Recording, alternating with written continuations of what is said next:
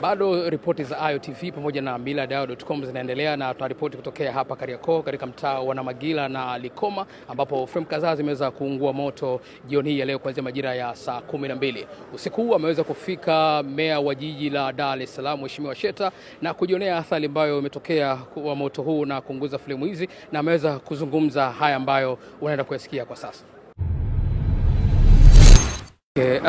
Tumeambiwa majira saa 12 moto umeweza kuwaka hapa mtaa wa Likoma na Magila, na umefika majira haya.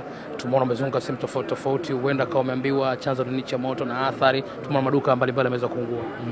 Ni kweli, nilipigiwa simu nikiwa kwanza kama diwani wa kata ya Mchikichini, lakini pia mstahiki meya wa jiji la Dar es Salaam kwamba kuna taarifa ya moto na imetokea kwenye kata yangu na ipo ndani ya jiji langu. Kwa hiyo nilikuwa na safari, ikabidi nigeuze kwa haraka kuja kuangalia.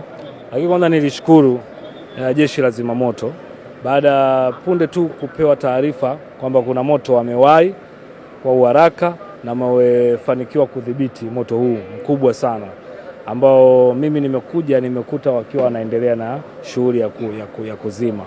Kwa hiyo ni washukuru sana jeshi la zimamoto, lakini polisi kata wetu ambaye ndo wa kwanza na wananchi kwa ujumla katika kipindi kile ambacho moto ulipokuwa unaanza, katika kujaribu kuokoa mali na mambo mengine ambayo wameyafanya. Kiukweli jeshi la zimamoto na wananchi wamefanya kazi kubwa sana, ni shukuru hilo. Lakini kikubwa,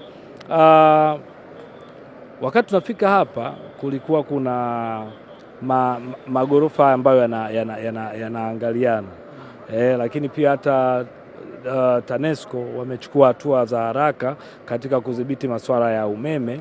Tumeona kama unavyoona laini hii yote imezimwa kwa ajili ya kutoa tu tahadhari, lakini ukiangalia kwa ndani pia bado jeshi la zimamoto linaendelea kufanya kazi yake. Kwa hiyo rai yetu ni kwamba tu wananchi kwa ujumla na taasisi hizi kama jeshi la zimamoto na watu wengine, zinapotokea matatizo kama haya, kama kilichofanyika hapa leo hii, ndio kunachotakiwa tufanye. Na hiyo imekuwa utaratibu wa Watanzania sisi kusaidiana. Lakini jeshi limefanya kazi kubwa sana, kwa sababu wangechelewa kidogo haya magorofa mawili yote yangekuwa yameshika moto. Kwa hiyo nilipongeze jeshi la polisi kwa kazi nzuri na kubwa walioifanya. Okay, mara kadhaa yamekuwa yakiripotiwa matukio mbalimbali kuwaka moto eneo la Kariakoo, na ukiuliza chanzo bado hakijafahamika. Tumeona magorofa tofauti tofauti kwa mwaka huu mengi yameungua moto.